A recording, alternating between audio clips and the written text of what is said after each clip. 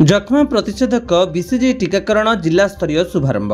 गजपति जिला सदर महकुमा पारलाखेमुंडी स्थित जिला मुख्य चिकित्सालय प्रसूतिकालीन एवं शिशु स्वास्थ्य केन्द्र सम्मिलनी कक्षठारे आज प्राप्तवयस्क व्यक्ति निमंते जक्ष्मा प्रतिषेधक बीसीजी टीकाकरण जिला स्तरीय शुभारंभ कार्यक्रम जिला स्वास्थ्य समिति पक्षरु अनुष्ठित हो जायछि। एही शुभारंभ कार्यक्रम रे जिला मुख्य चिकित्सा और जनस्वास्थ्य अधिकारी डॉक्टर एम मुबारक अली अध्यक्षता करी कार्यक्रम आभिमुख्य संपर्क में कही 60 वर्ष ऊर्ध्व बयसर समस्त व्यक्ति समेत 18 वर्ष 60 वर्ष मध्य चिन्हट और केतेक निर्दिष्ट योग्य व्यक्ति एही प्रतिषेधक टीका नहीं पारिबे बोली सूचना प्रदान करथिले। एही कार्यक्रम रे जिलापाल श्री विजय कुमार दास मुख्य अतिथि भाव में जोग देई पूर्वरु बीसीजी टीका केवल जन्मित शिशु मानकु दिया जाउथिला, तेबे देशर यशस्वी प्रधानमंत्री श्री नरेंद्र मोदी नेतृत्व में भारत आसंता 2025 मसीहा सुधा जक्ष्मा मुक्त राष्ट्र गठन पई संकल्प नैछंती। एहाकु दृष्टि रखी एही कार्यक्रम रे प्राप्त वयस्क मानकु एणिकी जक्ष्मा निरोध बीसीजी टीका देबाकू निष्पत्ति निया जायछि। तेणु जक्ष्मा मुक्त समाज गठन पई समस्तंकर सहयोग कामना करथिले। एही कार्यक्रम रे डीएमओ तथा जिला मुख्य चिकित्सा अधीक्षक डॉक्टर प्रमोद कुमार पंडा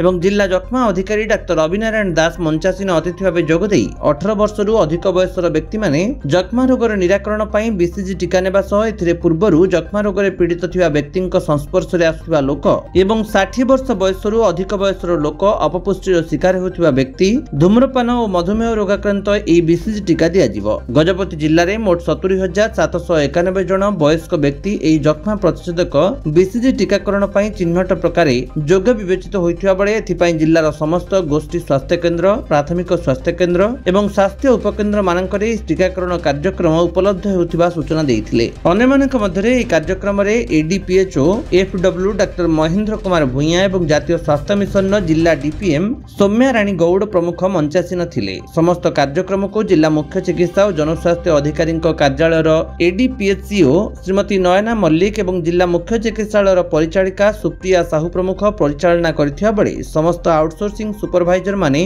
सहयोग करथिले। गजपति रेणुबाला बेहेरांक रिपोर्ट, विश्व विजयी न्यूज ओडिशा।